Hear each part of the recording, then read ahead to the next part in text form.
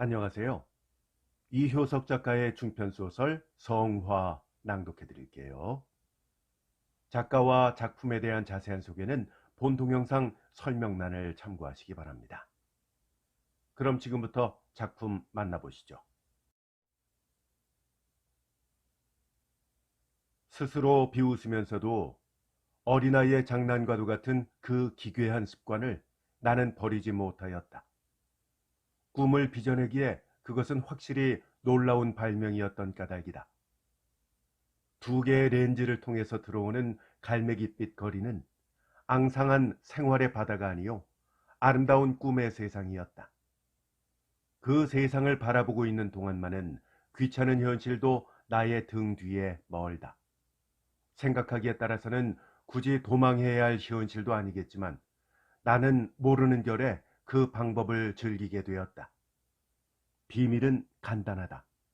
쌍안경 렌즈에 갈매기빛 채색을 베푼 것이다. 나의 생활의 거의 반은 이 쌍안경과 같이 있다. 우두커니 앉아 궁리에 잠기지 않으면 렌즈를 거리로 향하는 것이 2층에서 보내는 시간의 전부였다.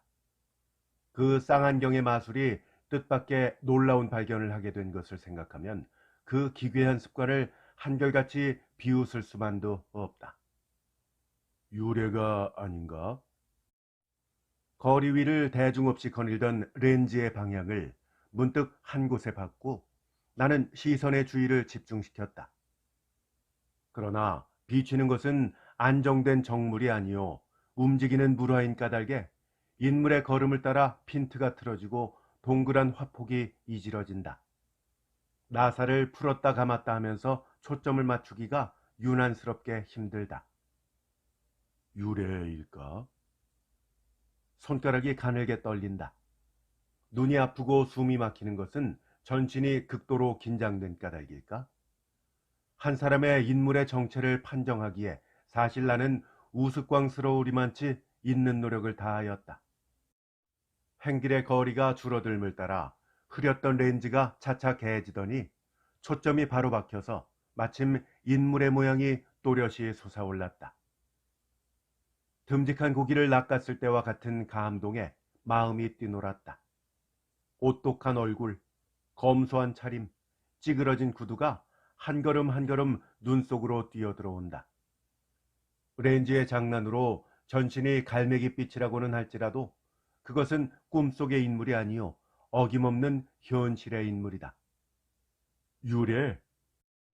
두치 눈앞에 있는 유래를 나는 급작스럽게 정답게 불렀다.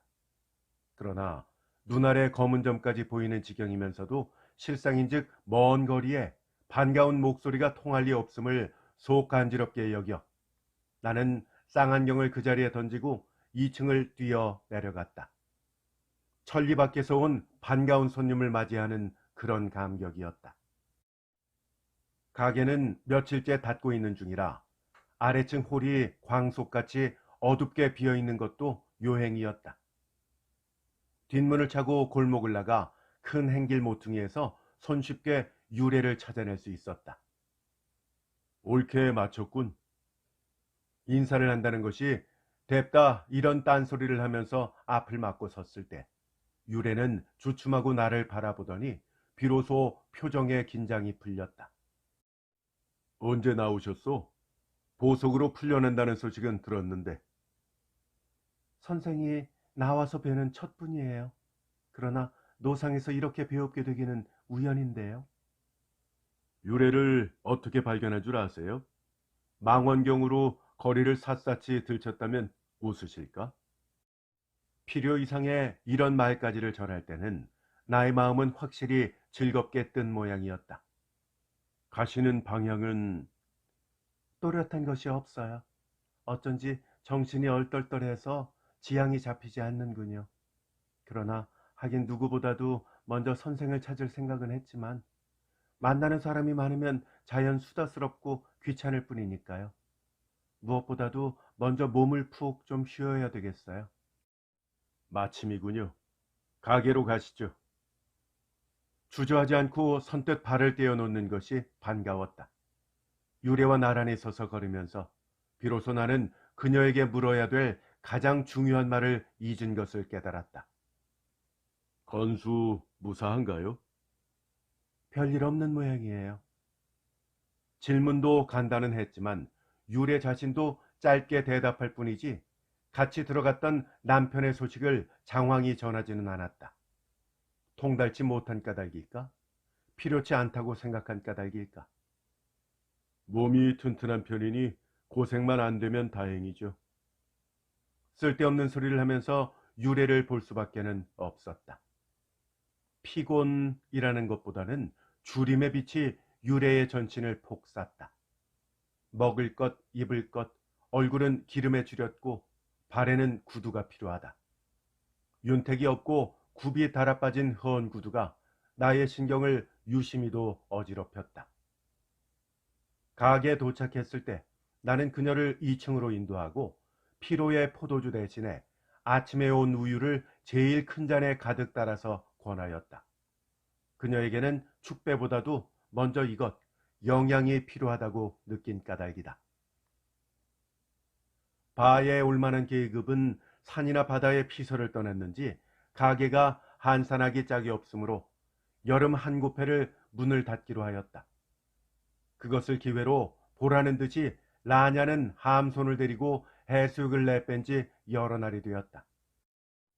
실상인즉 가게까지 닫은 것은 요사이 생활이 어지간히 문란해진 라냐에게 대한 꾸지람이요 경계인 셈이었으나 라냐는 도리어 담차게도 그 기회를 이용한 것이다. 거리의 룸펜이요 불량자인 함손에 어느 구석에 쓸모가 있느냐고 물으면 돈 없고 일 없는 궁측스러운 꼴이 알 수 없이 마음을 당긴다고 대답하는 라냐였다. 가난을 싫어하는 라냐에게 궁측스러운 꼴이 마음에 들리는 만무 하나 극도로 유물적이요 감각적인 라냐의 경우이니 아마도 눈에 띄지 않는 그 어느 곳에 그녀를 끄는 요소가 있을 것이라고 짐작된다. 용돈이 떨어지면 나에게서 졸라다가 모르는 곳에서 함손과 함께 낭비해버리는 눈치까지 알면서도 나는 두 사람의 관계에 한마디도 입을 넣지 못하는 마음이었다. 일 없이 거리에서 건들거리는 라냐를 끌어다가 가게를 연 지 1년이 넘는 동안에 나는 그녀에게서 받을 것은 받았고 그녀 역시 나에게 줄 것을 다 준 뒤라 두 사람의 마음은 어느덧 늘어지고 심드렁해진 관계도 있기는 있겠지만 나는 벌써 라냐의 처신에 대해서는 천치같이 되어서 드러내놓고 질투라는 것을 느끼지 못하리만치 속이 누그러진 모양이다. 그러기에 그녀의 마음의 자유를 말처럼 놓아주는 것은 반드시 나의 계엄에 끓는 마음을 부처 같은 참을성으로 두른 연후의 일은 아니었다. 함손과 지내는 동안의 그녀의 시간은 나의 알바가 아니요. 나의 방에 돌아왔을 때의 그녀를 나는 천연스럽게 받아들일 수 있었다. 이런 태도가 라냐의 탕이란 마음을 더욱 기르게 되었는지는 모르나 그녀는 확실히 두 사람과의 생활을 각각 칼로 벤 듯이 쪼개어 생활하는 놀라운 기술을 가졌다. 라냐가 내뺀 뒤의 시간을 나는 2층에 앉아 쌍안경과 씨름하면 그만이었다. 쌍안경에 지치면 맞은편 벽에 걸린 한 폭의 성화를 하염없이 바라보는 법도 있다. 호프만의 그 성화는 언제부터인지도 모르게 은연히 나의 마음을 끌게 되었다. 크브로의 청년에게 딴 세상을 가르치는 기독의 손길이 나에게는 무한한 유혹이었다. 청년 대신에 내 자신을 그 자리에 세워보면 그 유혹은 한층 더하였다. 기독의 말을 이해치 못하고 무거운 번민을 품은 채 하염없이 가버린 청년과는 달리 나는 내 자신의 뜻으로 기독을 이해할 수 있었고 내 자신의 아직도 한 가지 부족한 인생을 느낄 수 있었다. 그러한 요구는 라냐와의 현세적 생활의 피곤에서 결과되었음에 틀림없는 것이니 나의 마음속에는 이 역시 어느 때부터인지도 모르게 라냐와 대차적으로 유래의 자태가 우연히 떠오르기 시작한 것이다. 욕심과 피부의 감각밖에는 없는 라냐에게서 떠나 근대적 이지의 덩어리와도 같은 유래에게도 생각은 말같이 달렸다. 그러나 그렇다고 기독, 즉 그리스도의 손길이 가르치는 세상이 나에게 있어서 유래들의 행동의 세상을 의미하는 것은 아니었다. 하기는 그들의 행동의 세상이라는 것도 나에게는 그다지 먼 것이 아니고 종이 한 장의 벽이 놓였을 뿐이었다. 그만큼 나는 그들을 이해하고 동감할 수는 있었지만 끝내 그것을 행동으로 옮길 수는 없었다. 행동에는 용기가 필요하고 용기는 생각이 편벽된 때 솟는 것이다. 인류가 쌓아온 전 지식의 이해는 나에게서 온전히 용기를 뺏어버렸다. 따라서 유래들의 행동을 물끄러미 바라볼 뿐이요. 그들의 세상은 여전히 종이 한 장 건너편의 것이었다. 그런 고로 유래는 나에게는 유물적 행동의 대상이 아니고 일종의 정신적 우상으로 비쳤다. 유래를 데리고 행동의 세상을 떠나 더 높은 세상으로 들어가는 것이 나에게 있어서는 바로 그 성화의 의미였다. 그 길은 하나밖에 없다. 유래와 함께 현실 세상을 떠나는 것이다. 생각이 여기까지 오자 낙타가 바늘 구멍으로 나가기보다도 어려운 그 길을 생각할 때 몸에 소름이 쫓기치면서도 한편 마음은 즐거웠다. 이때부터 나는 일종의 예감을 가지고 한결같이 유래를 기다리기 시작하였다. 유래가 많은 동무들과 함께 들어간 지는 거의 반년이 넘었다. 들어가는 마지막까지도 길은 다르면서도 나는 그녀를 은밀히 보호하였고 두 사람 사이에는 최대한도의 우정이 흘렀다. 가지가지의 기억을 되풀이하면서 나는 2층에 혼자 앉아 호프만의 그림을 바라보며 쌍안경으로 유래를 찾은 셈이다. 그러므로 이날의 해후는 몹시도 암시적이요 기쁜 것이었다. 받은 우유를 다 마시고 난 유래는 어머니의 젖꼭지에서 떨어진 어린아이와 같이 저으기 얼굴이 빛났다. 더 드릴까? 욕심쟁이로 하시나 봐요. 차입할 동무도 없었을 텐데 벌충으로 실컷. 한 잔이면 그만이지요. 한 잔의 저주로 해결되는 인생. 나는 유래의 겸양의 얼굴을 엿보면서 다음 말을 잇기까지에는 한참이나 걸렸다. 현대의 이상은 기껏 그뿐일까? 역시 한참이나 있다가 유래는 그럼 더 무엇이 있단 말이에요? 유물의 싸움이 전부라면 인생은 너무나 가엾지 않을까? 유래 눈은 별처럼 맑아 보인다. 영혼을 말씀하시고자 하는 셈이군요. 반동으로 몰릴까? 적어도 오늘의 문제는 아닐 것이에요. 그럼 내일에 죽은 후에나 있거나 말거나. 농이겠지만 유래의 답변에 나는 뭉클해서 죽은 후에나의 뜻이 머릿속에 아롱아롱 어른거렸다.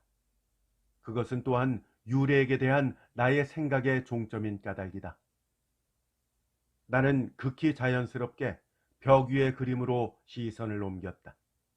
마치 유혹을 받은 듯이 유래의 눈도 나의 시선을 따랐다.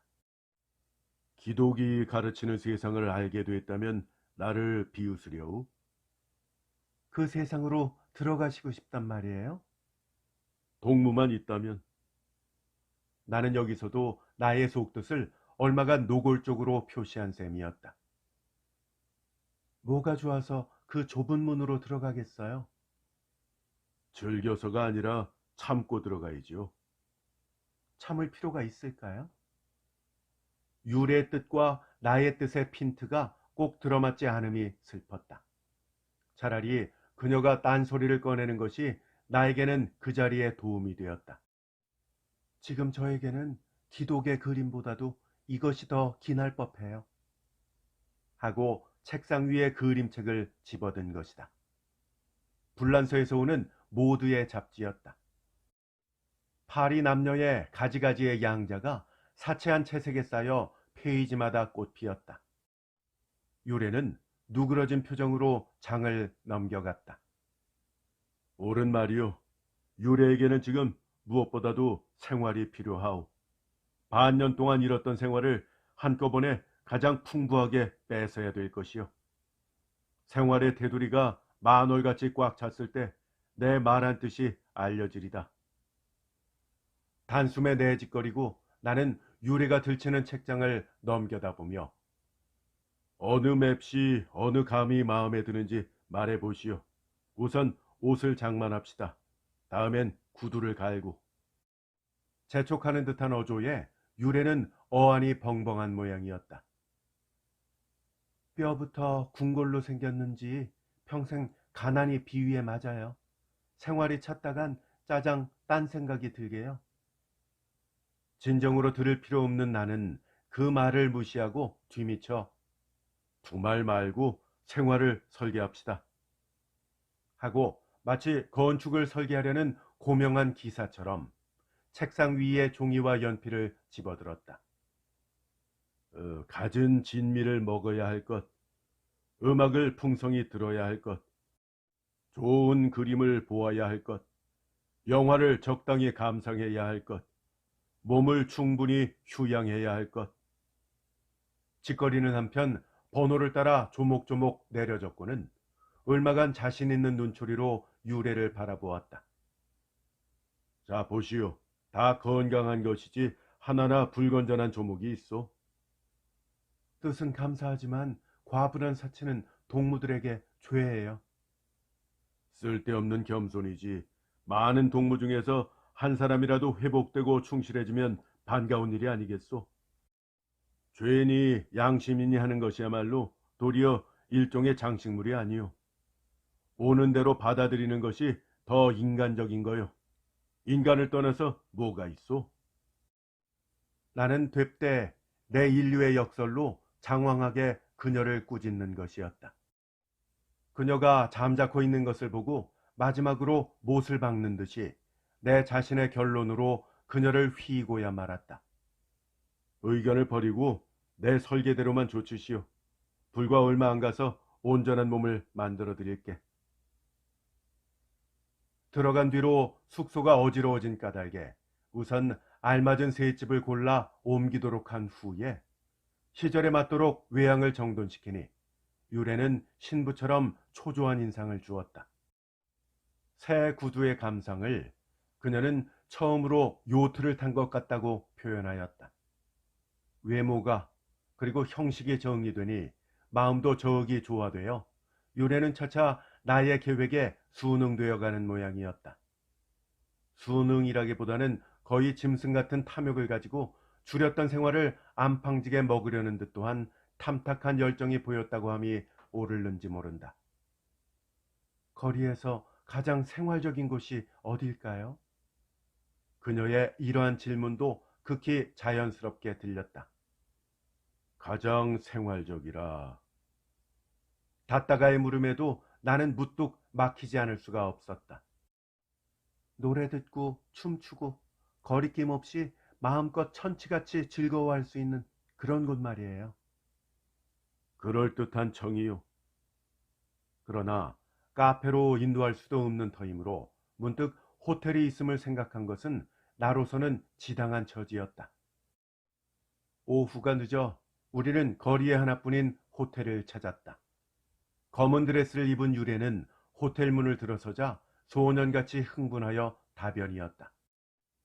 행여나 동무들의 눈에라도 띌까 해서 일부러 뒷골목을 돌아온 그녀였건만은 문을 들어서서부터는 거리낄 것도 없고 어색하지도 않은 늘 드나드는 인종처럼 익숙하고 천연스러운 걸음임에 나는 얼마간 놀라기까지 하였다. 사치한 카펫도 부드러운 그녀의 발밑에서는 만날 임자를 만난 듯이 아깝지 않게 밟혔다. 하루 동안의 그 속의 생활을 온전히 즐기려고 각각 방까지 정하고는 그 안의 설비를 이용하는 것이 마치 인류 손님처럼 손익었다. 식당에는 사람들이 웬만큼 빈대를 깐보아서 내려갔지만 그래도 유래는 남은 사람들의 시선을 알뜰히 끌었다. 천연스럽게 앉아 있으면서도 처음 받는 찬란한 만찬의 식탁에 저기 현혹한 모양이었다. 무슨 곡인 줄 아시오? 나는 농담 삼아 접시의 고기로 그녀를 떠보았다. 닭고기요. 천만에 칠면조입니다. 유래는 오독갑스럽게가 아니라 침착하게 눈알을 굴렸다. 이 술은요? 백포도주인가요? 하긴 샴페인도 백포도주 같기는 하지요. 그럼 샴페인이란 말이에요? 납작한 유리잔을 어색하게 입술에 대었다. 처음 받는 진미에 유래는 도리어 대담해져서 등대하고 섰는 보이의 눈치도 무시하고 마음대로 거동하였다. 팔자 없는 곳에 있으려니까 왜 이리도 편편치 못해요. 어차피 귀인이 아닌 바에야 되고 말고 하지요. 식도를 함부로 쓰고 냅킨으로 입까지 훔쳤다. 식후 식당을 나가 정원을 거닐 때는 움츠렸던 사지가 활짝 펴져 자유로운 자세로 돌아갔다. 정원의 규모를 말하고 화단꽃을 칭찬하는 나긋나긋한 양자는 익숙한 부인의 그것이었다. 지붕 밑을 떠나 하늘 아래로 나갈 때 유래 거동은 한결 자유로워지는 것 같다. 그러나 산보를 마치고 다시 안에 들어가서 로비에 앉았을 때는 수많은 시선이 어지럽게 흐르는 속임에도 유래의 자태는 의젓하고 부드러웠다. 음악이 이미 시작되었고 남녀는 한 패 두 패씩 겨루고 나서기 시작하였다. 탱고의 리듬이 마음을 달뜨게 간질렀다. 겨른 짝들은 물고기처럼 미끄럽고 풍선처럼 가볍고 바다 위에 되뚝거리는 요트의 물이다. 휩쓸리고 싶은 유혹을 느끼면서도 초보의 스텝도 못 밟는 유래와는 겨룰 수도 없는 까닭에 나는 하는 수 없이 소파에 들어붙어 벽에 꽃 노릇을 할 수밖에 없었다. 움직이는 꽃밭이라고나 할까요? 춤추는 무리를 유래는 이렇게 비유하고 곧 뒤를 이어 비평적으로 그러나 그뿐이에요. 꽃이란 아름다울 뿐이지 속이 있어서는 안 되니까요. 그 꽃이 되는 것을 원하지 않습니까? 천치가 되란 말이죠. 오늘 밤은 천치처럼 생활을 탐험하러 온 터가 아니요. 맑은 정신으로야 생활에 취할 수 있어. 도저히 취할 수야 있나요? 이런 곳이 비위에 맞을 리 없어요. 음악이 끝나고 새 곡조의 반주가 시작되었을 때 난모를 사나이가 와서 유래에게 춤의 상대자 되기를 청하였다. 유래는 거절하고 뒤미쳐 자리를 일어섰다. 그 결에 나도 함께 일어나 로비를 나갔다. 역시 사람의 숲을 떠나 넓은 천정 밑으로 나가는 편이 자유롭고 거북하지 않은 것 같아서 어두운 정원을 유래와 함께 나 역시 해방된 느낌으로 거닐 수가 있었다. 유래의 당장의 소원이 무엇이요? 돌연한 질문에 유래는 의아하여 반문하였다. 무슨 뜻이에요? 가령 지금 눈앞에 한 덩이의 횡재가 있다면 그걸로 뭘 하시겠소? 샘 속에 있는 벌레에게 바다를 말씀하시는 셈이에요. 뭐 횡재란 있으려면 있는 것이니까. 가난한 사람들을 모아놓고 그 위에 뿌릴 수도 없고 어떻게 했으면 좋을까요? 농담이 아니에요. 알다시피 나에겐 얼마간의 사유 재산이 있지 않소. 가게까지 훌 두드려 팔면 상당한 액일 것이니 지금의 내게는 벌써 필요치 않은 것이요. 생활에 소용된다면 나는 즐겨 그것을 유래에게 제공할 작정이요. 이어서 나는 오래전부터의 소원이던 해외여행의 계획을 벌였다는 것이 거리에서 좋게 모든 생활을 꿈으로 살았다는 것. 가령 파리에 간 데짜 꺼진 열정을 다시 불붙일 신통한 것이 없을 것이라는 것. 결국 나는 생활에 피곤했다는 것을 대충 이야기하였다. 가방 속에 가득 든 지전을 가지고 항구의 호텔 한간방에 있는 신세. 이것이 현대인의 최대 소원이라고는 하지만 그것이 꿈처럼 생각될 때는 확실히 나는 생활할 힘을 잃은 것 같소. 모든 걸 다 집어치우고 산속에 널집이나 한간 짓고 자작나무와 백양나무를 심고 그 속에서 염소나 한 마리 길러보았으면 하는 소극적인 소원이 있을 뿐이요. 염소는 종이를 좋아하니까 지리한 소설책이나 한 장 뜯어먹이면서 나를 지우고 싶소. 왜 그렇게까지 생각하세요? 피곤하신 것은 라냐 때문일까요? 라냐를 드는 것은 유래로서는 당연하다고 할까? 그러나 라냐를 통해서 여자란 여자는 죄다 안셈이니 그렇다고 라냐쯤이 전폭의 이유는 아닐 것이요. 앞으로 올 생활의 전 내용을 지금에 있어서 벌써 전 육체를 가지고 집착할 수 없는 까닭에 미래라는 것은 내게 아무 매력도 흥미도 일으키지 못하는 것이요. 하긴 라냐와의 사이도 쉬 청산해야 되겠고 이어서 가게도 그만둬야 되겠는데 그렇게 되면 자연 생활도 갈아야 될 터이니 과분의 재산은 필요치 않은 것이요. 그렇다고 제가 그것을 받을 무슨 값이 있나요? 너무도 과만한 뜻을. 유래 이외에 그 뜻을 이을 만한 사람이 없으니까 말이요.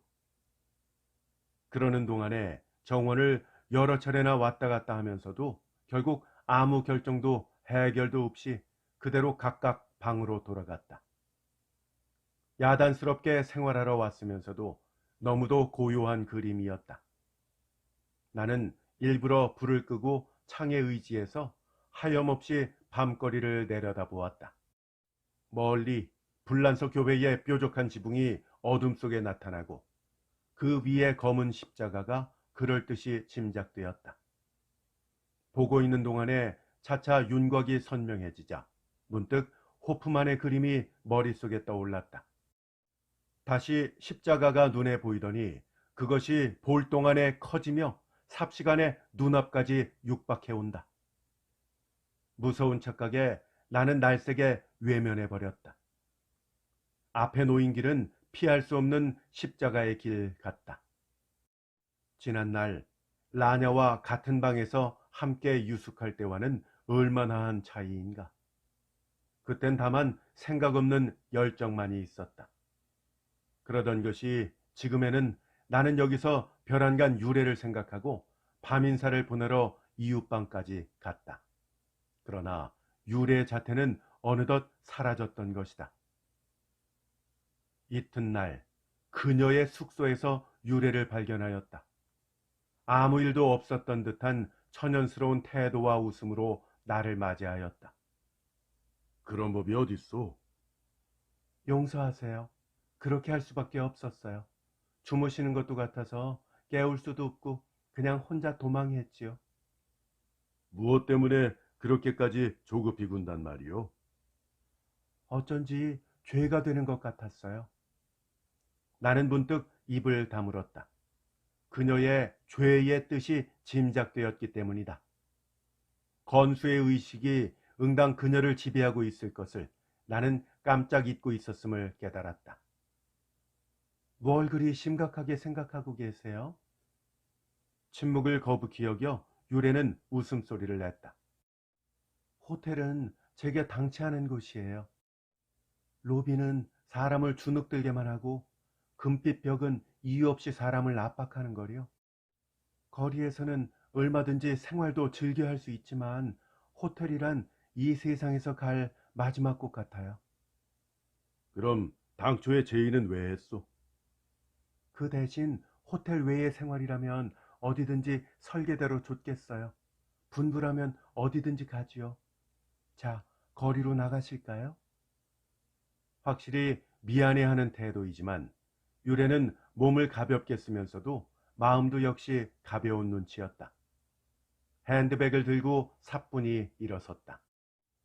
거리에 나가 백화점에 들렀을 때 소위 대중적인 그곳 식당에서는 호텔 식당처럼 거북한 예절을 무시할 수 있었으므로 유래는 한결 누그러진 태도였다.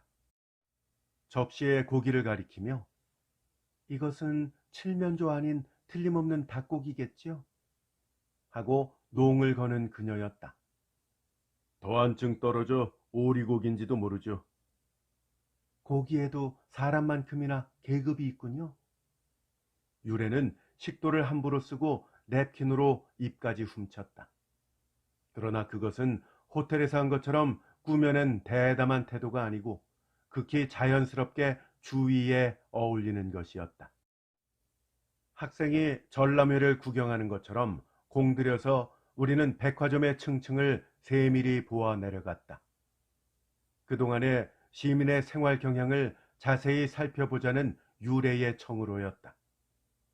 소시민을 비평하는 것보다는 그 속에 휩쓸려 사는 편이 유래의 충난 건강에는 더 자양이 될 것이라고 나는 생각했지만 복잡거리는 지하층에 내려갔을 때 유래는 벼랑간 발을 멈추고 나를 돌아보았다.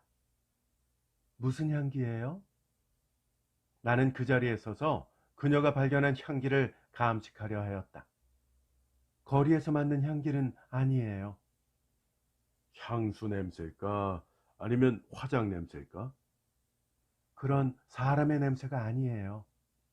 그럼 꽃 냄새? 솔잎 냄새 같기도 하고 나무 진 냄새 같기도 한데요. 옳지.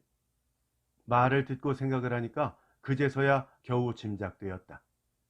알았어. 오존 냄새요. 나는 내 판단이 틀리지 않음을 단언하고 큰 백화점에는 거기에 오존 발생기를 장치했다는 것을 설명하였다. 오존, 어쩐지 금세 속이 시원해지는 것 같아요. 당연하지요. 사람 냄새가 아니요. 거리 냄새도 아니요. 산이나 바다 냄새니까. 실컷 맡으면 몸이 당장에 회복될 것 같아요. 옳게 말했소. 산이나 바다로 갑시다. 응당 가야 될 곳을 미처 생각지 못했소 그려. 그 자리에서 그 시간에 여행을 결정하고 그 길로 여행에 들 것을 준비하러 층 위로 올라갔다. 새롭게 커다란 트렁크를 2개 장만하고 옷벌과 일용품을 될 수 있는 대로 풍부하게 갖추었다. 아직 떠나지도 않은 여행의 감동에서 나는 오래간만에 생활의 활기를 얻어 마음이 짝없이 유쾌하였다. 떠날 시간과 목적지를 결정한 뒤 유래를 보내고 혼자 가게로 돌아와서 2층에서 여행에 필요한 물건을 더 생각하고 있을 때 별안간의 손님이었다. 문을 익숙하게 열고 성큼 뛰어들어온 것은 오랫동안 없던 라냐였다. 바다가 독하긴 하군. 인도 변경처럼 새까맣게 탔네. 첫인사가 그것뿐이에요. 라냐는 불만한 듯이 모자를 벗어 던지고 방 가운데 우뚝 섰다. 사슴처럼 기운차고. 더 형용해 보세요. 짜장 사슴처럼 껑충 달려들어 라냐는 나의 목을 얼싸안았다. 성인인가요? 돌부처인가요? 놀고 들어와도 이렇게 천연스러운 걸 보면. 목에 감긴 그녀의 팔을 풀어 슬며시 물리치며 나는 그럼 때려달란 말인가? 하고 여전히 표정을 이지러트리지는 않았다. 도리어 그 편이 낫지요. 노염도 없고 계염도 없는 것보다는. 그렇게 천치처럼 천연스러우면 퉁길 힘조차 없어져요. 계염이라니. 계염은 애정의 표시인데 그 꼴에 여전히 내게 애정을 요구한단 말인가? 그럼 이젠 그런 권리도 없단 말이에요? 그럼 차라리 내쫓아요. 왜 문지방을 넘게 해요? 마음대로 나갈 게지. 소리는 쳤지만 짜장나는 천치나 아닐까 하는 생각도 들지 않음은 아니었다. 옳지, 나가라고 했지요? 라냐는 입술을 비축하고 영화 속에서처럼 어깨를 으쓱하였다. 정말이에요? 또 한번 말해봐요. 성큼 달려들어 무릎 위에 올라앉더니 야살스럽게 나의 턱을 쥐어 흔들었다. 근데 아닌 때 짐은 웬 짐이에요? 나는 아무 감동도 주지 않는 그녀의 몸을 굳이 밀어 떨어뜨리려고도 하지 않고 눈은 딴전을 보았다. 바다에 가려고. 철진한 바다에 가시는 법도 있나요? 사람도 없는 파도 소리만 있는. 그래야 해수욕복을 입지 않거든. 오라, 해수욕복을 싫어하시는 성미지요. 월계나무 잎새 대신에 호박잎새나 잔뜩 뜯어가시죠. 아담처럼 앞을 가리게. 호박잎새는 잔가시가 있어서 조심 안 하시면 살이 아플 거려. 오독갑스럽게 깔깔 웃고 목덜미를 더운 입으로 물었다. 이 미치광스러운 애정의 표현에도 나는 돌처럼 동하지 않는다. 라냐는 나의 다리를 꼬집으며 건강한 전신으로 육박한다. 그럼 이분은 누구예요? 대세요. 거의 여자의 본능적 신경으로 그것을 알아챈 것 같다. 나한테 뭘 속이세요? 이런 일동이 역력히 설명을 하는 것을.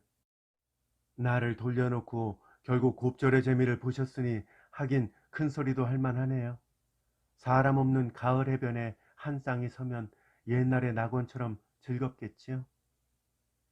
들어보니까 유래도 나왔다면서요. 탄 자리에 다시 불이 붙으면 좀채 끌 수 없을 거리요.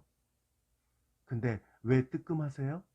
유래라면 돌에도 감정이 통하는 모양인가요?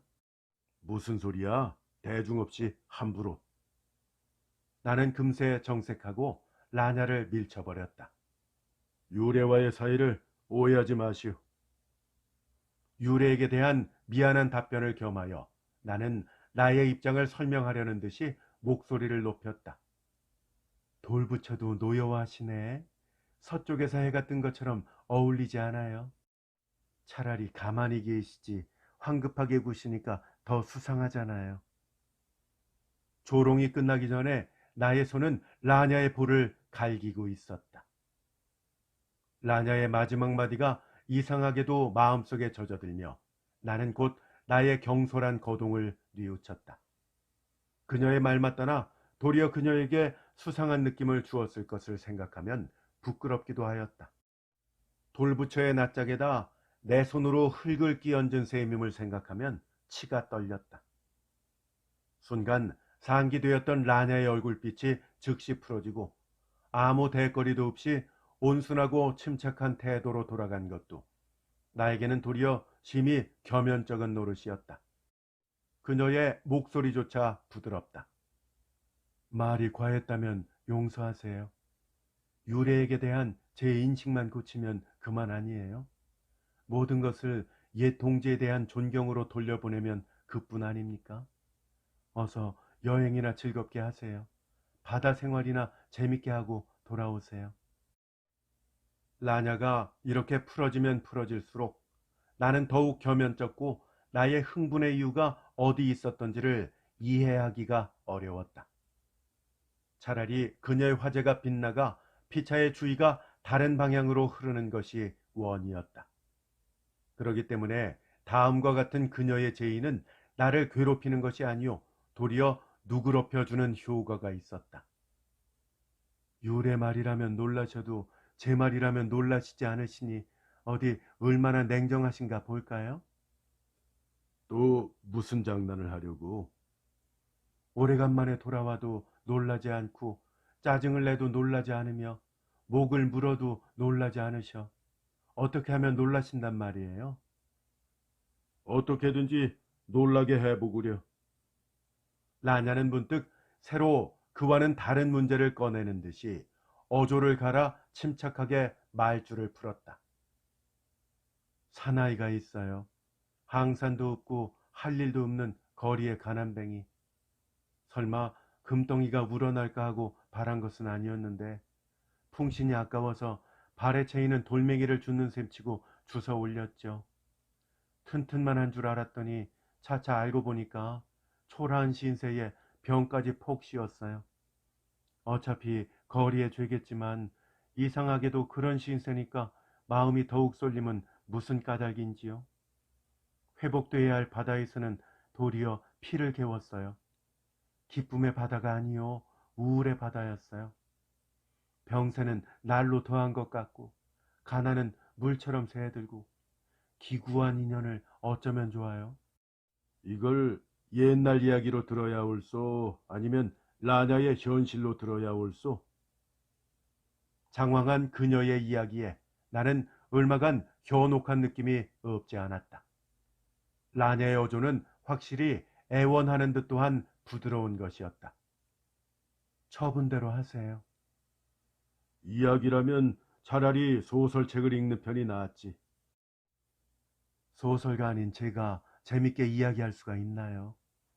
이 무미한 이야기를 어떻게 전개하면 좋겠어요? 나는 더 농담을 계속할 수도 없어서 진담으로 돌아가며 함손이 그런 졸장부인 줄은 몰랐구려. 불량스러운 거리의 갱으로만 여겼더니 듣고 나니까 병든 이야기의 주인공이란 말이오. 가련한 약질이로구만. 동정의 어조일지언정 물론 모욕의 어조는 아니었다. 한참이나 있다가 라냐는 아까 어떻게든지 놀라게 해보라고 말씀하셨죠? 지금 이 자리에 문득 함손이 나타난다면 놀라시겠어요? 놀라기보다도 진저리가 나겠죠. 아예 그런 연극은 꾸미지 마시오. 해숙한 병든 얼굴을 굳이 내게 보일 필요가 있어? 손을 들어 굳게 사절하고 나는 말을 이었다. 해결의 길은 한 가지밖에 없지 않소.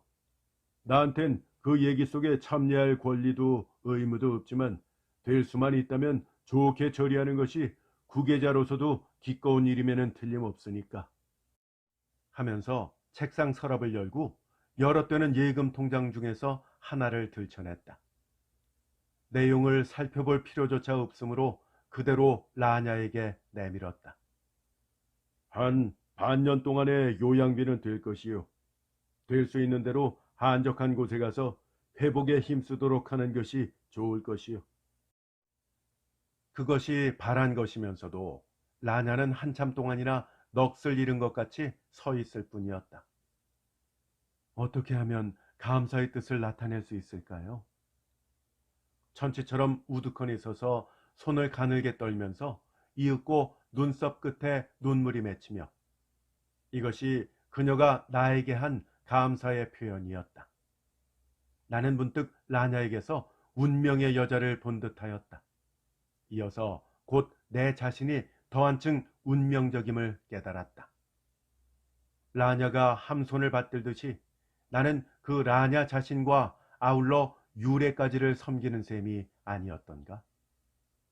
실로 마음속에는 유래 그림자가 있으므로 나는 라냐에게 대하여 그와 같은 너그러운 태도를 가질 수 있게 되었음을 깨닫고 가슴은 부끄럽게 수물거렸다. 그러나 백지장처럼 해쓱한 함손의 꼴을 목전에 보지 않고 지낸 것은 다행이었다고 마음 한편으로는 은근히 기뻐도 하였다. 라냐의 일건을 처리하고 난 나는 무거운 짐이나 벗어놓은 듯 싶었다. 몸이 개운하여 날개가 돋친 것 같다. 유래와의 여행도 즐겁게 기대되었다. 라냐가 함손과 고요한 생활을 시작한 것처럼 나는 유래와 고요한 생활을 하면서 생각하다가 문득 엄격한 반성으로 돌아가 나와 유래와의 사이는 물론 함손과 라냐의 사이와는 의미가 근본적으로 다르며 앞으로 올 생활도 그 양식이 스스로 같지 않다는 것을 마음속에 밝히고 설명하려고 애쓰는 것이었다. 라냐는 예금 통장을 가지고 어디론지 사라져 버렸다. 눈앞에 보이지 않는 라냐와 함손과의 생활은 나에게는 말하자면 제목만을 알고 내용은 펴보지 않은 야릇한 이야기책인 셈인 거로 그들의 간 자취와 있을 곳도 나에게는 안개 속인 것이며 알아볼 필요조차 없는 것이다. 나는 나대로 혼자 뒤떨어져 가게를 닫고 행장을 들고 집을 나오면 그만이었다. 가게 문은 자물쇠로 잠근 뒤에 군데군데 못까지 받고 휴업의 간판을 내걸었다. 다시 돌아오지 않을 폐가처럼 보였다. 꿈의 보금자리인 2층과도 나를 무한히 유혹한 호프만의 성화와도 영영 하직일 듯한 느낌이 났다. 알 수 없는 한 줄기의 감상이 유연히 가슴속에 솟는 것이었다. 슬픈 탓인지 기쁜 탓인지도 모르게 발꿈치는 땅에 들어붙어 무거웠다. 일부러 유래의 집을 찾아서 첫걸음부터 동행이 되었다. 새 생활에 대한 감동으로 유래는 빛나는 아침을 맞이한 아내처럼 부드러운 표정이었다. 간지를 만드는 새 구두도 벌써 발에 꼭 맞아 조금도 어색함 없이 그 채모에 어울렸다. 새 구두와 마찬가지로 나와의 사이도 어느덧 익숙해져서 티끌만큼도 겸연하고 서투른 점이 없었다. 거리에서의 그녀의 자태는 구름처럼 가볍게 보였다. 여행의 목적지로 동해안의 먼 곳을 고른 데는 별다른 이유가 없었다. 될 수 있는 대로 서울을 멀리하고 싶었고 차 속의 시간을 지리하지 않을 정도로 길게 갖고자 하였고 끝으로 아름다운 동해의 창파와 그 부근의 고요한 피서지를 그 어느 곳보다도 사랑한 까닭이었다. 물론 유래의 의견도 그와 일치돼서 별다른 제의가 없었다. 기차 속의 시간을 될 수 있는 대로 즐겁게 하기 위해서 일부러 오후차를 골랐다. 차 속은 상당히 복잡했지만 건듯하면 가라앉으려는 마음에는 그 편이 도리어 도움이 되었다. 기실 평범한 사람들의 얼굴이 모두 각각 그 무슨 비밀을 품은 것처럼 나에게는 신비롭게만 보였다. 거의 일주야가 걸리는 여행에 지칠까를 두려워해서 많은 시간을 식당차에서 보냈다. 나는 흰 식탁 위에 트럼프 쪽을 펴놓고 의미 없이 하트의 여왕을 고르려고 애썼다. 알맞게 흔들리는 차 안의 기분은 마치 기선의 선실과도 같으며 여객기의 객실도 그러려니 짐작된다. 차라리 기선을 타고 멀리 바다를 건너거나 그렇지 않으면 여객기에 올라 첩첩한 산맥을 넘어 대륙을 내뺐으면 하는 공상도 들었지만 혼자라면 몰라도 유래와는 할 수 없는 노릇이었다. 고원지대에 들어서 높은 영에 걸린 것은 황혼에 가까운 때였다. 영은 얼마든지 길고 차는 돼서 기운이 붙이는 모양이었다. 창밖에 새 풀이 손에 잡힐 듯이 흔들린다. 나는 시근거리는 기차와 호흡을 맞추며 눈은 한결같이 밖을 바라보며 그 무엇을 찾았다. 이윽고차는 기적소리와 함께 그곳에 다다랐다. 나는 감동의 어조로 유래의 주의를 끌었다. 보시오, 여기가 분수령. 차는 산맥의 최고 지점을 지나는 중이었다. 그러나 유래는 나의 새삼스러운 주의와 은근한 속뜻을 알 바 없이 평범한 표정을 지녔을 뿐이었다. 이 분수령이 또한 내 생활의 분수령이 될지도 모루. 이곳을 넘는 때 나는 서울과 지금까지의 생활과 영영 작별하는 셈일 듯하니 말이오. 왜요? 무슨 말씀이세요? 하기는 유래가 내 뜻을 알 리가 없었다. 내 자신도 나의 결심의 정도를 확실히 잡지 못한 형편이 아니었던가. 나는 그것을 이미 확정히 마음속에 작정하였는지 못하였는지 마음은 갈팡질팡하여 안개 속처럼 아리송할 따름이었다. 해발 800m. 유래 주위에 나도 분수령의 표식을 내다보았다. 하얀 기둥이 삽시간에 눈앞을 지나갔다. 순간 이상하게도 그것은 나에게 한 폭의 환영을 번개처럼 가져왔다. 바다 위에 솟은 800m의 간드러진 기둥 꼭대기에서 일직선으로 바다에 떨어지는 내 자신의 꼴이 퍼뜩 눈을 스친 것이다. 이 돌연한 어지러운 환영에 나는 춤을 트려 놀라며 전신에 소름이 쭉 돋는 것이었다. 잠이 오지 않는 밤을 침대차에서 고시랑거리다가 날이 박자 뛰어내려 세수를 마치는 길로 식당차에 들어갔다.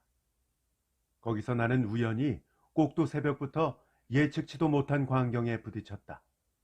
마치 그 광경을 보러 그렇게 일찍이 그곳에 들어간 것처럼 느껴졌다. 두 사람의 보이가 무슨 까닭으로인지 식탁 위에 진을 치고 맹렬한 육박전에 열중되어 있는 중이었다.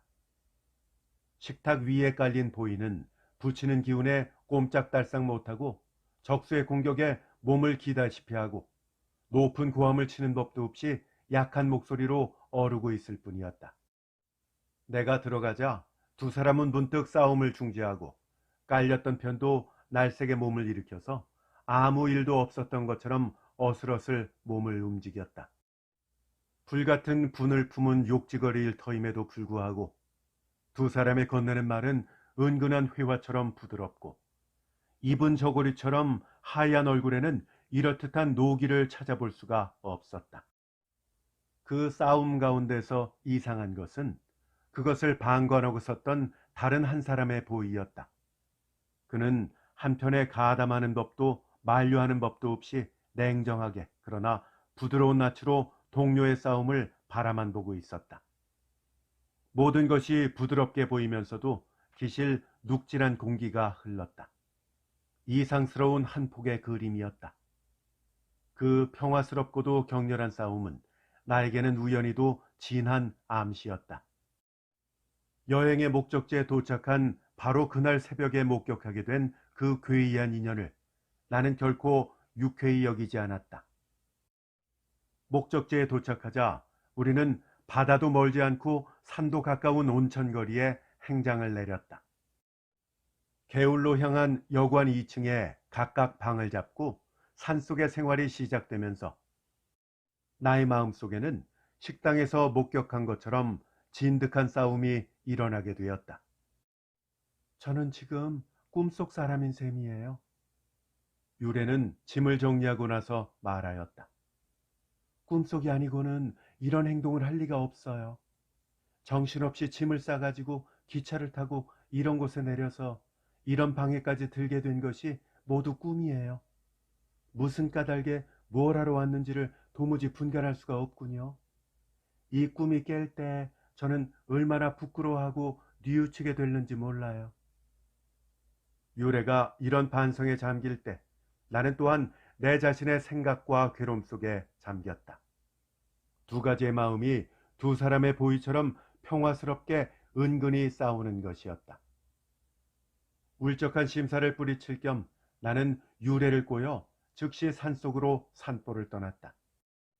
산속에 드문드문 별장이 선 외국 사람들의 피서촌이었다.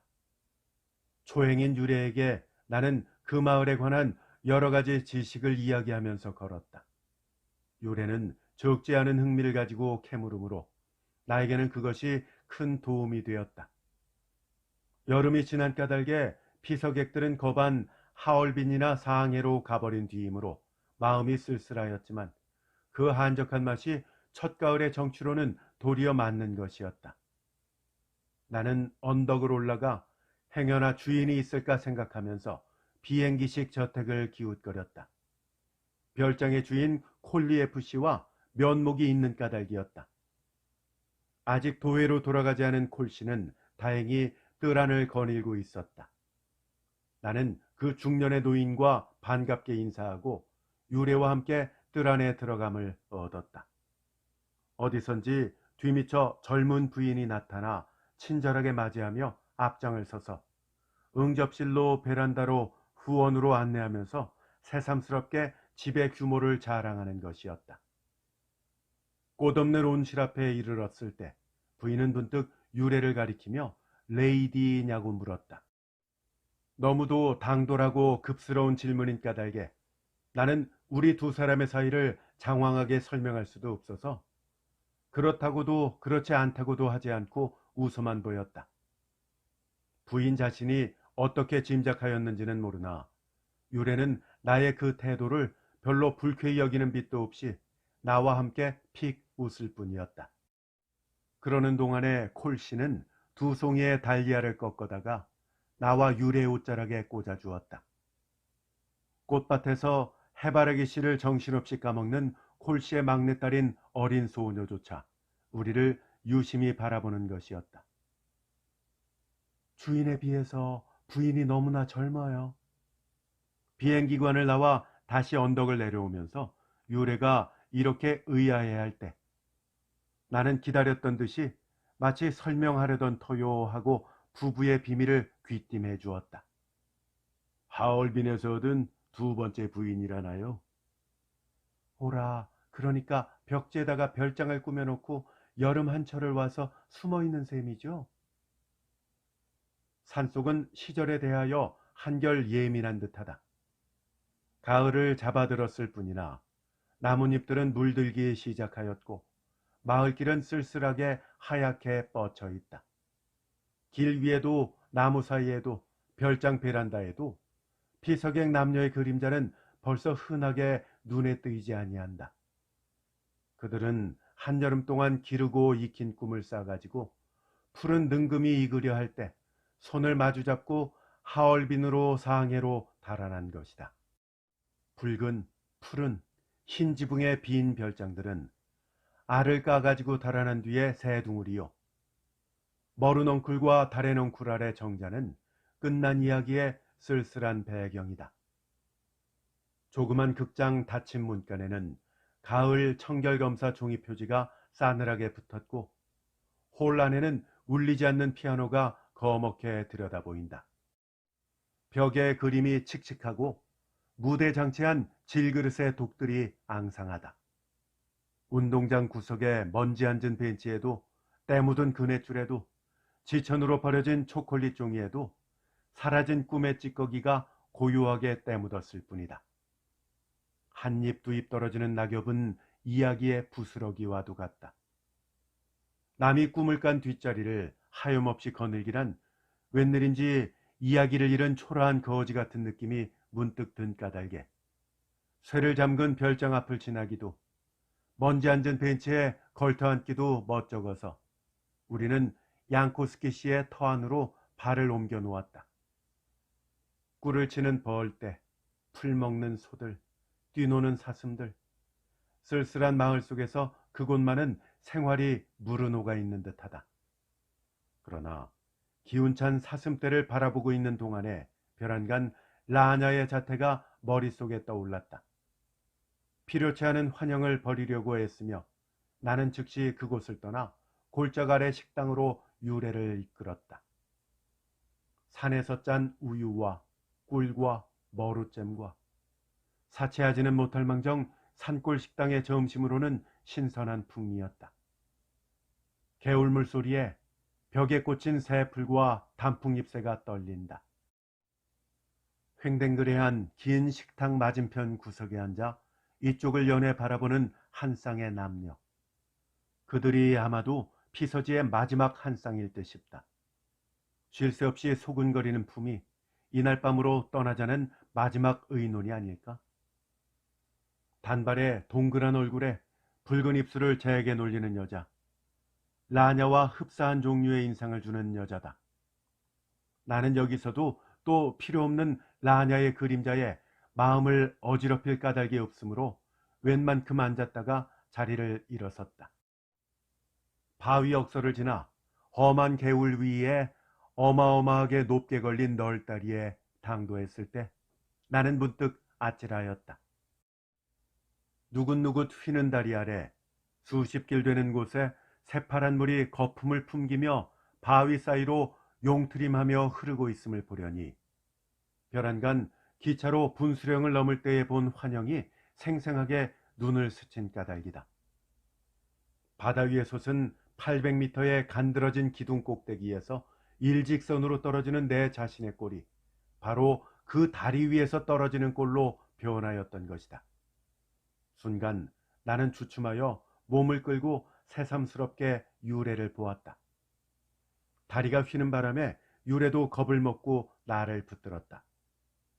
나의 마음은 순식간에 다시 풀리며 즉시 겁을 먹은 어리석음을 뉘우치고 도리어 그 무엇을 결심하기에 넉넉한 마음의 여유조차 가질 수 있었다. 다리는 나에게 정다운 유혹이 아니었던가. 나는 순간의 어색한 공기를 풀기 위하여 다리에 관한 한 가지의 이야기를 유래에게 들려주었다.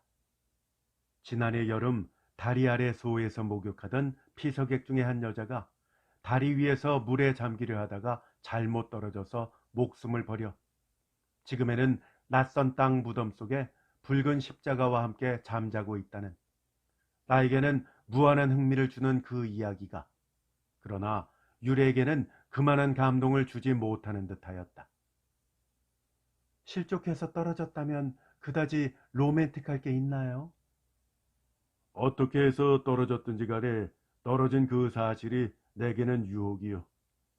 얼굴도 모르는 그 여자가 물속에서 나를 부르는 것 같소. 왜 그렇게 말씀하세요? 유래는 흔들리는 다리 위에서 문득 나에게 전신을 쏠리고 둥그런 눈망울로 나를 똑바로 쳐다보는 것이었다. 그녀의 얼굴이 나의 얼굴 앞에 불과 몇 채의 거리로 가까이 있다. 밤은 괴로웠다. 이웃방의 유래가 의식의 전부를 차지하여 좀 채 잠이 들지 않았다. 그러나 생활의 설계를 실천함이 유래를 그곳까지 이끈 목적임을 반성하고 이튿날 아침은 일찍이 일어나서 그녀의 소원인 바다로 떠났다.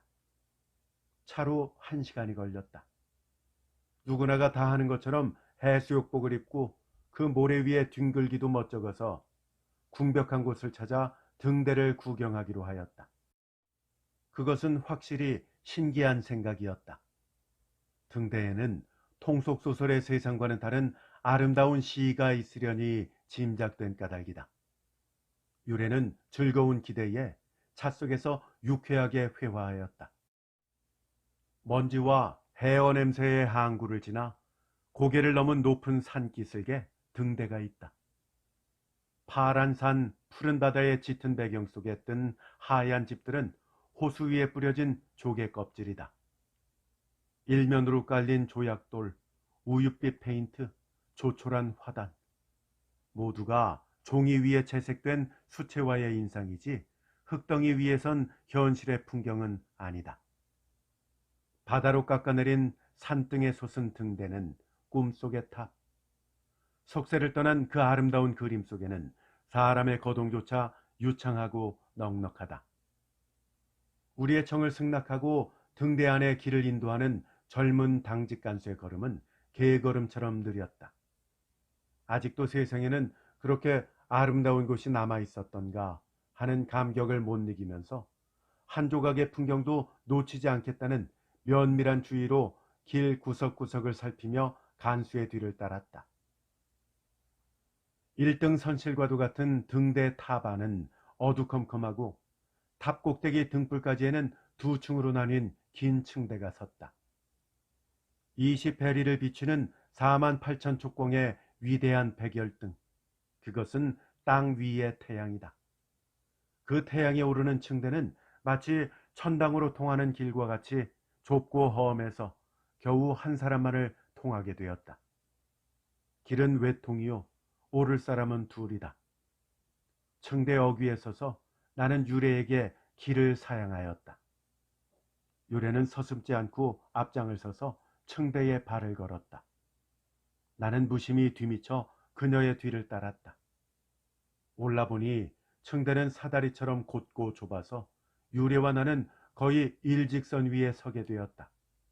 다시 말하면 유래는 나의 목마를 타고 두 어깨 위에 올라선 셈과도 같았다. 유래 발은 바로 나의 코앞에 있고 난간을 붙든 두 팔에는 치맛자락이 치렁거리는 지경이었다. 층대 철판이 턱에 부딪히므로 나는 하는 수 없이 얼굴을 위로 쳐들 수밖에는 없었다. 그것은 극히 자연스러운 무심 중의 행사였지만 나는 다시 급하게 얼굴을 내려뜨렸다. 그러다가 철판에 턱을 호되게 찍고 도로 떠받들릴 수밖에는 없었다. 벼란간 태양을 마주본 듯이 눈이 부셨던 까닭이다. 골이 어지럽고 현기증이 났다. 무심 중에 보게 된 유래의 몸이 48,000 촉광 이상의 광채를 가지고 나의 눈을 둘러 뺐던 것이다. 지상의 태양은 5만 촉광의 등대가 아니고 참으로 유래의 육체였던 것이다. 탑 꼭대기에 올라가서 찬란하게 타는 프리즘의 백열등은 본체만 채하고 탑문을 박차고 나왔을 때 나는 허둥거리는 몸을 위태하게 철난간에 부딪혀 버렸다. 수십 길 되는 난간 아래는 물감 덩어리를 풀어놓은 듯이 도지는 푸른 바다다.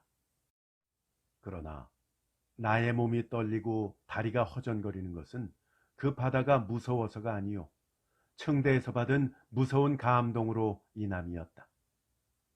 유래 몸이 떨리는 것은 발 아래가 무시무시한 까닭일까? 난간에 의지한 몸을 부르르 떨더니 벼랑간 나의 곁에 쏠려 전신을 던져왔다. 품 안에 날아든 새를 붙드는 셈으로 나는 유래를 두 팔에 안았다.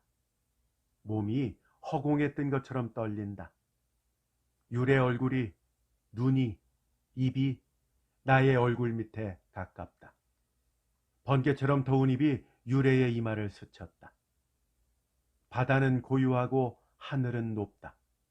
그대로 한 몸이 되어 난간을 뛰어넘어 단숨에 바닷속으로. 그것이 단 하나의 길이었만 오래간만에 유래의 몸을 아는 그 자리에서 나의 머릿속은 순간 꺼진 필름장처럼 부옇게 비었을 뿐이었다. 오래간만에 유래의 몸을, 오래간만에. 꺼진 필름장처럼 비었던 머릿속은 문득 환해지며 다시 그림이 연속되는 필름장처럼 지난 기억의 한 폭이 비춰지기 시작했다. 유래에게는 아직 건수가 없고 나에게는 라냐가 없을 때였다. 나는 학교를 마쳤을 뿐 아직도 생애의 지향이 서지 못한 채 셋방에 뒹굴며 하는 일 없이 나날을 지냈다. 학교에서 받은 철학의 책에도 인생의 향방을 결정해 주지는 못하였다. 해골을 모아 짜놓은 빈 탑처럼 쓸모없는 철학의 많은 노트를 모조리 뜯어 불살라버리고 굳이 활기를 찾으려고 생활의 앞길을 노렸지만 헛수고였다. 가령 직업으로 말하더라도 나의 마음을 당기는 직업은 하나도 없었고 그렇다고 갖고 있는 과만한 재산을 쓸 길도 그것을 바치고 싶은 방어도 없었다. 그런 나의 무위의 성격을 비웃는 듯이 유래는 그 자신의 굳센 신념의 목표로 향해서 활기 있는 행동의 열정을 모조리 쏟는 것이었다. 마침 유래는 그녀를 길러준 여학교에 파업을 지도할 임무를 띠고 주야로 분주할 무렵이었다. 기어코 파업은 불성공으로 단결은 깨지고 희생자를 내기 시작하자 이윽고 등 뒤에 주동이 주목되었다. 벌써 구체적 인물이 판정되어 지칭을 받게 됨을 알았을 때 유래는 하는 수 없이 거리의 눈을 피해서 이쪽 저쪽 몸을 옮길 수밖에는 없었다. 신변에 가까운 그물 기슭을 피하는 물고기처럼 민첩한 자세로 나의 방에 뛰어든 것은 늦은 저녁 때였다. 긴장된 때의 눈방울이란 공기처럼 차고 전신에는 탄력이 넘쳤다. 방향 잃은 물고기를 나는 방 속에 가두었다. 방 안에서는 유리 항아리 안의 금붕어처럼 연하고 부드러운 자세였다. 신변의 위험은 감쪽같이 잊어버리고 아무 일도 없는 것처럼 밤늦도록 제각각 책장을 넘겼다. 무미한 파업의 경과보고를 듣기도 괴로운 일일 듯하여 나는 유래에게 책을 권하고 읽던 소설책을 펴든 것이었다. 그러나 유래 자신의 마음속은 알 바 없어도 나는 모처럼 숨었던 유래를 옆에 놓고 마음속에는 아무 파도도 없는 듯이 천연스럽게 독서에만 열중하고 있을 수가 없었다. 당시 나에게는 달리 애정의 대상되는 여자가 있었다고는 했지만 의식의 그 어느 구석에 유래 자태도 늘 떠나지 아니하고 맴돌고 있었던 까닭이다. 그것이 곧 애욕을 의미했든지 안 했든지 알 바 없다. 책에 지쳤던지 자정을 넘었을 때는 유래는 한 구석에 그대로 쓰러져 쉽게 잠이 들었다. 이불을 걸쳐주고 나는 내 자리에 누웠지만 눈은 말똥말똥해지고 정신은 더욱 맑아갈 뿐이었다. 등불이 지나치게 밝은 죄도 있었겠지만 그렇다고 불을 끌 수도 없었다. 하는 수 없이 이불을 푹 쓰고 고시랑거리다가 어느 결인지 약간 잠이 든 모양이었지만 그것은 짧고 어지러운 잠이어서 다시 눈이 뜨였을 때는 골이 무겁고 관자놀이가 후둑후둑 뛰었다. 잠드는 약이라도 먹어볼까 하고 일어나서 책상 서랍을 들칠 때 애써 안 보려고 하던 유래 쪽으로 자연 눈이 가는 것을 어찌할 수가 없었다. 목석이 아니라면 사람을 옆에 두고 그렇게 곤하게 잠들 수 있을까? 유래는 이불을 차고 무리하게 아랫몸을 드러내놓고 얼굴은 붉게 물들인 채 단잠에 푹 빠져 있지 않은가. 방 안에는 나밖에는 꺼릴 눈이 없었지만 그래도 그녀의 벗은 몸을 덮어주려고 가까이 가서 이불을 끌어올리다가 나는 힘을 잃고 그 자리에 푹 주저앉아 버렸다. 정신없이 유래에게 몸을 부딪혔다. 얼굴이 맞닿았다. 방 안이 어지럽게 핑핑 돌았다. 웬일이세요? 이럴 수 있나요? 깜짝 놀라서 유래는 눈을 떴다. 그러나 짜증을 내며 불시에 나의 뺨을 치는 법도 없이 애써 나의 몸을 밀쳐버리려고도 하지 않았다. 이미 사랑하는 사람이 계시지 않아요? 다른 말도 많을 텐데 하필 이런 말을 하면 무슨 뜻인지를 알 수가 없었다. 겸양의 말일까? 연애의 공덕을 지키자는 뜻일까? 사랑하는 사람이 없었다면 모든 것을 나에게 바칠 수 있다는 의미일까? 나는 금세 냉정한 반성으로 돌아가며 덥던 목이 순간에 식어버리고 나의 꼴이 몹시 겸연쩍음을 느꼈다. 유래 몸은 벼란간에 따뜻한 피를 잃고 마치 신성한 그림처럼 엄숙한 타부처럼 싸늘하게 보여서 더 다치기 어려운 것이었다. 그러므로 내가 불같이 유래를 훔치려고 한 것은 사랑이었던지 그렇지 않으면 단순한 짐승의 욕심이었던지를 모르고 말았다. 그 밤과 이 밤과는 폭도 다르다. 바다에서 등대에서 돌아온 밤, 한결같이 타오르는 열정의 불꽃은 도저히 끌 수가 없었다. 그 밤에 시작된 열정은 이 밤의 맹렬히 살아나 곱절의 세력으로 불붙는 것이었다. 타는 몸을 어쩔 수가 없어서 나는 잠자리를 일어나 아닌 때 목욕실로 내려갔다. 그러나 뜨거운 온수는 도리어 몸을 덮일지언정 마음을 식히지는 못하였다. 바로 창밖 기슭에는 느릅나무인지 느티나무인지에 아름드리 고목이 우거져서 가뜩이나 어두운 창을 칙칙한 검은 그림자로 압박하고 있다. 허물없는 그 고목까지도 깨끗하게 나의 답답한 마음을 뒤덮는 결과밖에는 되지 않았다. 옆에 여탕에서도 아닌 밤중에 목욕하는 사람이 있는 눈치였다. 그 역시 잠 안 오는 사람임에 틀림없다. 유래가 아닐까 생각하며 고요히 철벅거리는 물소리를 들으면서 나는 욕실을 나가 잠옷을 걸쳤다. 일단 방으로 돌아갔지만 마치 유령에게나 홀리운 것처럼 발은 허둥허둥 되돌아 정신없이 옆방으로 향하였다. 아무렇게나 되거나 마지막 결단을 내자는 심판이었는지 모른다. 그러나 유래는 방에 없었다. 유래 대신에 유래 존재를 대변하는 것 같은 한 장의 편지가 책상 위에서 나의 시선을 끌었다. 넓은 책상 위에 꼭 한 장 놓인 흰 봉투의 오똑한 편지였다. 그 편지를 집은 결과 멀리 떨어져 있는 건수에게로 보내는 유래의 편지임을 알고 순간에 그것을 꾸짓꾸짓 구겨 소나귀에 훔쳐준 것은 삽시간에 거의 미치광이의 거동처럼 황망한 것이었다. 편지를 다시 펴서 떨리는 손으로 죽죽 찢어 내용이 사라져버린 의미 없는 종이 조각을 뭉클여 쥐었을 때 복도에 발소리가 나며 유래가 들어왔다. 여탕에서 목욕하던 사람은 역시 유래였다.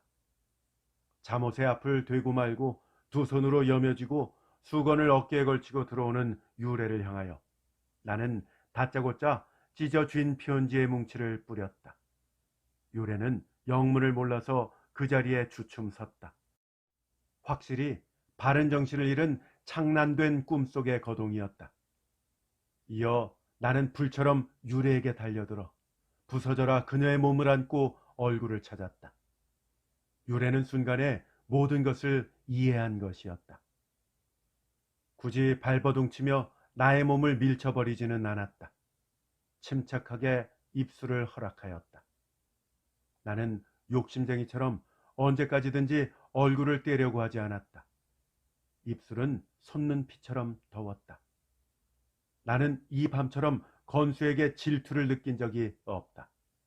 불붙는 계엄, 용솟음치는 미움, 원시인이 던지는 창살처럼 날카로운 감정이 건수를 쏘았다. 그 무서운 질투로 말미암아 나는 비로소 내가 유래를 사랑하고 있음을 깨달았다. 오랫동안 유래에게로 기울어 맴돌던 갈피갈피의 감정, 그것은 모두 사랑의 감정이었던 것이다. 장구한 마음의 방황은 그 사랑의 확증을 얻으려고 싸운 시험 과정임을 알 수 있었다. 실로 오래간만의 발견이었다. 그러나 한 발견도 그 자리에 무슨 결과를 가져올 수 있던가? 아무 열매도 맺을 수 없었다. 때는 늦었고 모든 형편이 너무도 뒤틀려진 것이다. 이윽고 유래는 얼굴을 돌리며 나의 몸을 밀쳤다. 무엇을 더 요구할 수 있었던가? 그 이상 더 사랑의 증거를 주고 사랑의 표시를 빼앗을 수 있던가? 그녀의 몸을 놓치지 않으려고 벅서는 나의 팔을 물리치고 유래는 방 가운데 주저앉으며 팔로 얼굴을 가려버렸다. 더 괴롭게 하지 마세요. 제 처지를 생각해 주세요. 금방이라도 울 듯한 목소리였다. 더 손을 댈 수도 없어서 나는 산란한 정신을 부둥켜 안고 방을 뛰어나가 뜰에 내려섰다. 허둥지둥 골짜기를 내려가 개울가 돌밭에 섰다. 방에 돌아가지 못할 운명을 잘 아는 나는 어두운 밤 돌 위에서 밤을 새울 수밖에는 없었다. 긴 꿈이라도 꾼 것 같다. 어찌 되어 그 개울가에 섰으며 그 전에는 무슨 일이 일어났던지가 머릿속에 까맣고 아득하다. 지금 서 있는 곳이 서울이 아니며 방안이 아니며 틀림없는 개울가인가? 그것은 무슨 까닭인가 하는 갈피갈피의 착각이 마음속을 구름같이 휘저어 놓았다. 어느 때나 되었는지 나는 문득 등 뒤에 울음소리를 들은 듯하여 돌아섰다. 어둠 속에서 유래가 서서 흐느끼고 있는 것이었다. 나는 가까이 가서 어깨에 손을 얹었다. 알고 보니 때가 너무 늦었었어. 달을 보러 나왔을 땐 이미 새벽이 가까웠구려. 좀 더 일찍이 마음의 의향을 좀 잡았더라면. 짜장 새벽이 가까웠는지 밤 기운이 몸에 차다. 길은 하나밖에 없었다. 기어코 마지막으로 그 길이 왔음을 깨닫고 나의 마음은 설레지 않고 도리어 침착하였다.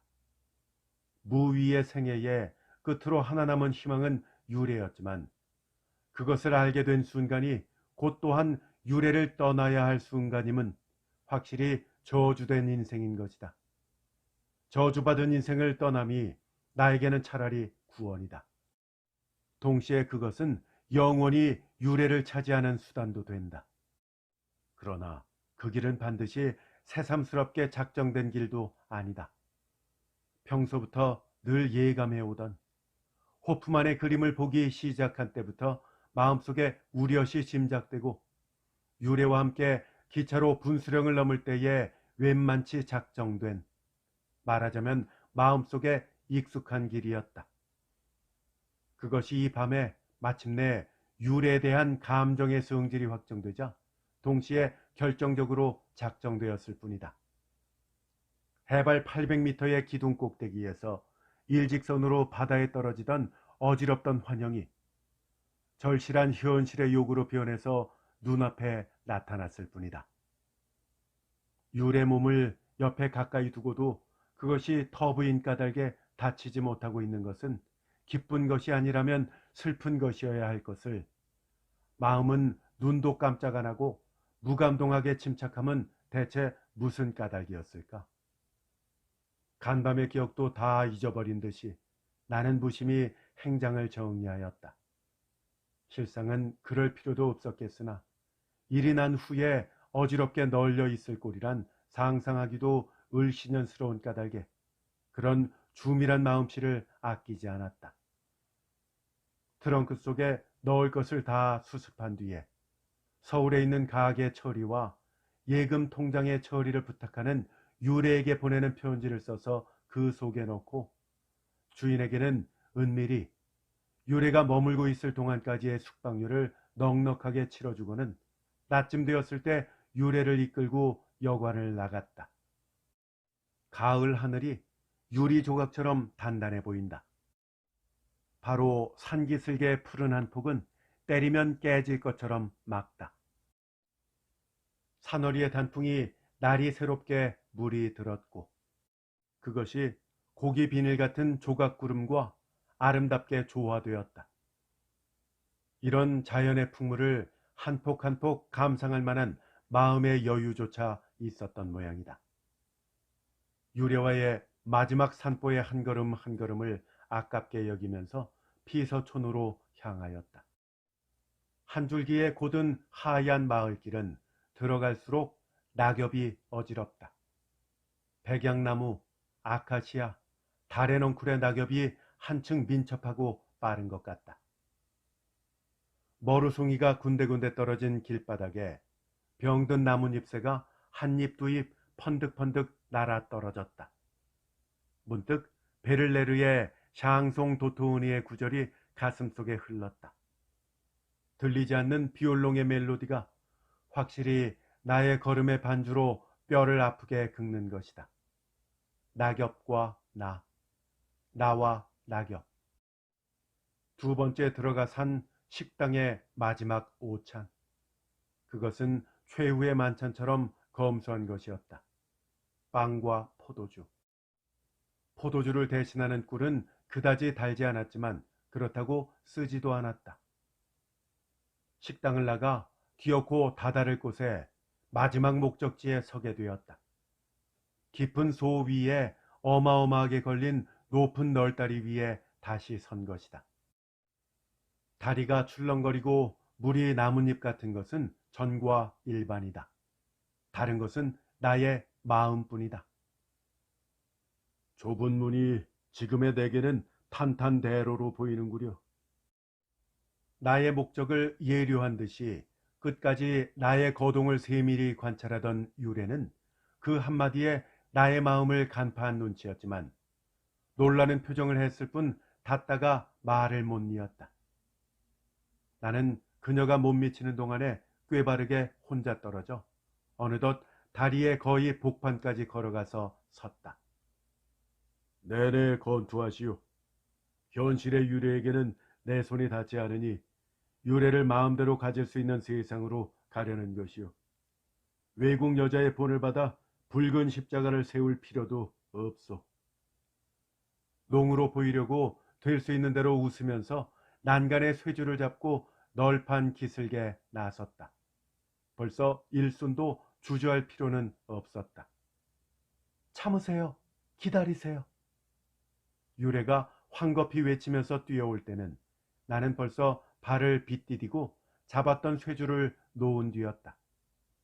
얼굴이 뜨고 오금이 근실거리는 극히 짧은 순간 문득 눈앞에는 푸른 물 대신에 유래, 건수, 라냐 세 사람의 모양이 회오리 바람처럼 휩쓸려 뱅돌다가 다음 순간 탈싹 부서져 버렸다.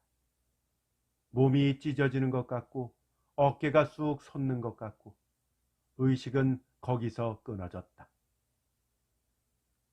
이야기는 끝났어야 할 것이나 질긴 목숨이 소생된 까닭에 더 계속된다. 소에 빠진 채 바위에 몸을 부딪히거나 영영 솟지 않거나 하였던들 그만이었을 것을 공교롭게도 혹은 공칙하게도 몸은 길이로 살쪽같이 물속에 잠겼다가 깊은 타격도 상처도 받지 않고 다시 쑥 솟으면서 물 위에 떠올랐던 것이다. 물론 그때의 감각이라든가 의식이라든가는 전혀 기억 속에는 없었고 다시 눈이 뜨였을 때는 여관방 복판에 누워있는 나 자신을 발견했을 뿐이었다. 의사가 막 다녀간 뒤였다. 새 요위에 누운 나의 주위에는 시중드는 하녀들의 오락가락하는 그림자가 어지럽고 알코올 냄새, 약 냄새가 코에 맺혔다. 팔에는 주사를 맞은 뒷자리가 여러 군데요. 머리와 다리에는 붕대가 친친 감겨 있었다. 무거운 환자의 병실처럼 화로에는 숯불이 이글이글하고 주전자에서는 김이 무럭무럭 오르며 천정에는 여러 폭의 축인 수건이 걸려 있다. 물론 그 모든 어수선한 사이로 무엇보다 먼저 유래 자태가 눈에 띈 것은 두말할 것도 없다. 문득 눈을 뜨고 두리번거리기 시작했을 때 유래는 선뜻 머리맡에 다가앉으며 나의 겨드랑이 밑에서 체온계를 뽑았다. 들여다보더니 금세 긴장됐던 얼굴이 풀리며 기껍게 나를 바라보면서 체온계를 흔들어 수온을 내린다. 됐어요. 평온에 가까워졌어요. 되지 않아야 할 것이 된 것은, 없어야 할 목숨이 붙여진 것은 나에게는 뼈저린 비꼬음이었다. 이루지 못한 비극은 희극보다도 더 우스꽝스러운 것이다. 미치광이 같은 주제를, 광대 같은 꼴을 유래 앞에 드러내놓기가 겸연하고 부끄러웠다. 물론 차라리 물속에 고스란히 꺼져버렸다면 얼마나 다행이었을까. 다시 살아났댔자 거사 이전의 그 감정, 그 형편의 연장 이외에 아무것도 오지는 않을 것을. 평온에 가깝다는 것이 나를 축복하는 말이요. 그놈의 체온계 분질러 버렸으면. 안정하세요. 흥분은 금물이에요. 유래는 침착하게 목소리를 부드럽게 나의 감정을 문지르고 가라앉히려고 애쓰는 눈치였다. 허수아비는 논 가운데 세우기라도 하지 산송장은 무엇에 쓴단 말이오? 말도 끝나기 전에 나의 비웃음의 태도를 경계하는 듯이 유래는 생명을 멸시하는 것은 사랑을 성취하는 도리가 아닐 것이에요. 길이 좁다면 참으면서 정성껏 걸어감에 값이 있지 않을까요? 무슨 값이란 말이오? 반문하면서도 언젠가 호텔방에서 바라본 밤 교회당의 검은 십자가가 짜장 앞길에 놓였음을 문득 깨달았다. 무덤 앞에 세울 십자가가 죽은 후의 운명을 대신해서 생전의 앞길을 가로막은 것이다. 반가운 소식 전해드릴까요? 무거운 침묵을 깨뜨리며 유래는 어조를 갈았다. 놀라실까요? 라냐가 맞은편 여관에 와 있어요. 별로 놀라지 않고 천연스럽게 듣노라니 유래는 어저께 변이 일어났을 때 우연히 거리에서 라냐를 만났다는 것, 같이 여관에 달려와서 누구보다도 많이 나의 시중을 들었다는 것, 얼마 안 있으면 찾아올 법하다는 것을 이야기하였다. 말하는 그녀의 표정을 살필 필요도 없었지만 극히 천연스럽고 사실 반가운 듯도 한 말씨였다. 친한 동무의 소식을 말하는 그런 어조였다. 반드시 발악을 하는 것도 같지 않은 의젓한 태도였다. 그러나 그것이 물론 나에게는 슬픈 일이어서는 안 된다. 잠자코 들었다. 얼마 안 돼서 정말 라냐가 왔다. 세 사람의 태도는 서로 아무 속임도 없는 듯 능청맞은 것이었다. 차라리 눈앞에 유래를 보지 말게 되기를 원하였다. 안타까운 마음은 더 많이 눈으로부터 들어오는 까닭이다. 이 원을 풀어주려는 듯이 또는 꼴보라는 듯이 일도 공교롭게 되었다. 저녁 무렵이 되어 유래는 신문을 얻어들고 얼마간 급스럽게 들어왔다. 한 걸음 먼저 떠나야겠어요. 이유를 말하는 대신에 신문을 내밀며 한 곳을 가리켰다. 떨릴 것도 없고 놀랄 것도 없다. 건수가 중병으로 말미암아 보석으로 추록했다는 소식이 보도되어 있다. 그것이 힘든 노력이었는지는 모르겠지만 나는 냉정한 이성을 잃지는 않았다. 가구 말고 얼른 떠나시오. 부드러운 충고라기보다 침착한 선언이었다. 꿈을 깨고 현실로 행동으로 돌아갈 때요. 꿈, 잠깐 동안의 꿈으로 생각하고 발을 돌리면 그만이니까. 노여워하세요. 권리가 있나? 왜 웃는 낯으로 못 보내주세요? 울 필요가 없는 것처럼 웃을 필요도 없지 않습니까? 정말 울 것이 없었던가? 나는 뜨거운 눈을 꾹 감았다. 필요가 없는 것을 왜? 유래가 나의 젖은 눈을 본 것이다. 눈물을 책망하려는 것이다. 티가 들어도 눈물은 나고 하품을 해도 눈물은 나는 법이니까. 주책 없는 눈물의 핑계는 이렇게밖에는 댈 수가 없다. 거북스러운 마음에 눈을 뜰 수도 없어서 감은 채 느끼는 마음을 꾹 누르고 있으려니 유래 손가락이 눈을 훔치는 모양이었다. 나는 무거운 목소리를 힘껏 자아냈다. 가시오. 눈을 감고 있는 동안에 내 곁을 떠나시오. 목소리가 사라진 뒤까지도 여음이 마음속에 길게 울려 마치 체조교사의 호령 같은 목소리가 아니었던가 하는 쓸데없는 착각이 일어나는 것이었다. 유래가 가버린 뒤는 가을 벌레 소리가 문득 그쳤을 때와 같은 정서였다. 쓸쓸은 하나 평온하다. 아마도 마지막 작별이었겠건만 마음은 설레지 않았다. 건수에게 안부의 말이라도 한마디 전했더라면 하는 여유조차 생겼다. 유래를 대신하는 듯이 라냐는 나의 옆을 떠나지 않았다. 하녀들과 함께 나의 시중을 들기에 정성을 다하였다. 나에게 보이지 않게 유래와의 사이에 어떤 교섭과 거래가 있었는지는 모르겠으나 유래와 나와의 그동안의 여러 가지 과정을 아는지 모르는지 알고도 깨달았는지 천연스럽고 의젓한 태도였다. 마치 온종일 집을 잊어버리고 밖에서 놀던 아이가 시치미를 떼고 천연스럽게 집을 찾아 들어온 때와 같다. 역시 사람을 잘못 봤어요. 속았어요. 함소는 천생의 불황자예요. 주제넘게 그를 기르려고 한 것이 불찰이었죠. 가난뱅이 주제에 무거운 돈환인 것을. 함손에게는 다시 새 짝이 생겼다는 것, 정양차 피서지까지 동행했다가 그대로 갈라졌다는 것을 이야기하였다. 나에게는 아무 필요 없는 소식이었지만 그것을 실토하려는 라냐의 속뜻은 짐작된다. 구태여 어떻게 하란 말이냐고 물을 필요도 없기는 없었다. 번질번질하다고 책하시겠죠? 날렵하던 그 기계는 간 곳 없고 거북스럽고 겸연쩍은 라냐의 태도였다.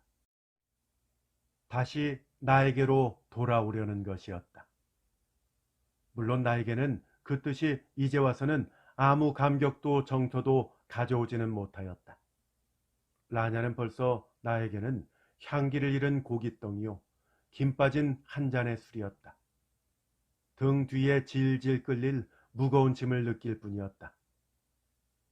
생활의 요구에는 얼마든지 응할 수 있지만 쓸모없는 열정은 천당으로나 날려보냄이 어떻소? 말이 가혹하였을까? 나를 죽이자는 셈이죠? 라냐는 짧게 외치고 나의 가슴 위에 푹 고꾸라졌다. 두 어깨가 움찔움찔 파도치기 시작하였다. 그러나 나는 가슴 위에 사람을 느끼는 대신에 물건을 느꼈다. 숨이 가빠 쳐들려고 하지만 맥이 없다. 되때 사람을 죽이자는 셈인가? 뼈저린 비꼬매도 시치미를 떼고 어여쁜 흰마른 얼굴을 들려고도 하지 않았다. 몸을 얼싸하는 두 팔은 말다리처럼 탄력이 있다. 온천의 밤은 의미 없이 저물어 갔다. 마치 이 이야기처럼 고요하게.